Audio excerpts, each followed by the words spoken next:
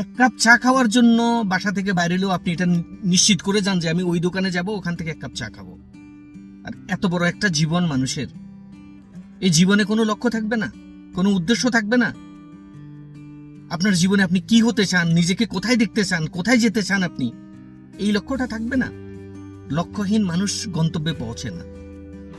অনেকেই আবার বলে যে আচ্ছা, লক্ষ্য নির্ধারণ করলে কি এটা প্রাপ্তি হয়ে যাবে? আমি বলি হ্যাঁ, আপনার যখন লক্ষ্য ক্লিয়ার থাকবে যে আমি ওখানে যাব, তখন আপনি রাস্তা খুঁজতে শুরু করবেন। আপনি রাস্তা খুঁজতে শুরু তখনই করবেন যখন আপনার লক্ষ্য নির্ধারণ হয়ে যাবে। আপনি যখন কনফার্ম হবেন যে আমার লক্ষ্য এটা, আমাকে ওখানে যেতেই হবে, তখন আপনার রাস্তা খোঁজা স্টার্ট হবে। এবার কি গাড়িতে যাবেন, না বিমানে যাবেন, না সাইকেলে যাবেন, না পায়ে হেঁটে যাবেন, না গোড়াগুড়ি দিয়ে যাবেন, তখন আপনি রাস্তা খুঁজতে স্টার্ট করবেন। প্রথম হলো লক্ষ্য নির্ধারণ করা, দ্বিতীয় হলো সেটা প্রাপ্তির জন্য, সেখানে পৌঁছার জন্য রাস্তা খোঁজা। আপনার যদি লক্ষ্যই না থাকে জীবনে,